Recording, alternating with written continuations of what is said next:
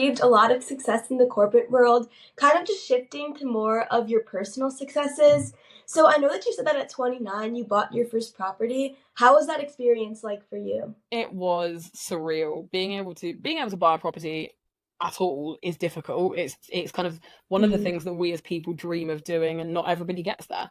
And I never thought that I would be able to get there, let alone by myself. I thought I'd need a partner or a friend to kind of come in and buy it with me.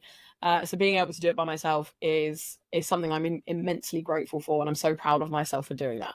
And I still live here now, and it's great. That's great.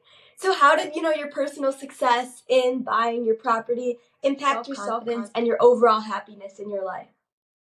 It definitely did. I mean, it's a huge achievement, and it's not something that I take for granted at all. And I was able to move in the people that I care about. So both my sisters lived with me for a while, and one of my friends. And it meant that I got to have the people around me that I care about, and they had somewhere secure that they could live. We kind of built a home for ourselves, in my flat, which is amazing. And it does just give you kind of a sense of being proud of yourself. And even when I'm having a bad day now, I can kind of wander around my flat and be like, it's fine, I've got my flat, nothing else matters, it's okay. Yes, for sure. So, in buying your property, what roles did financial planning and management play in your journey to, buy it? Yeah, a lot.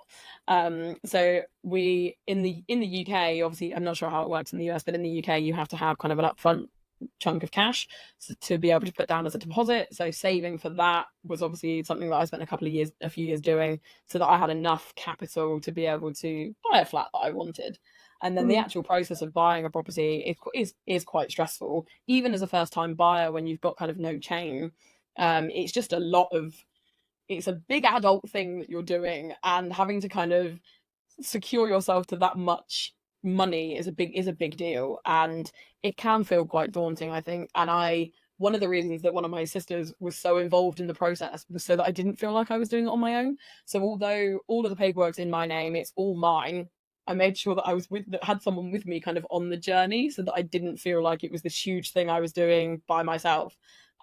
Which I think really helped the whole process and made it a lot less pressure. It was a lot less pressure for me because there was kind of other people involved at the same time. But yeah, financial planning was absolutely key, and making sure that you could afford not only the mortgage payments moving forward, but the upkeep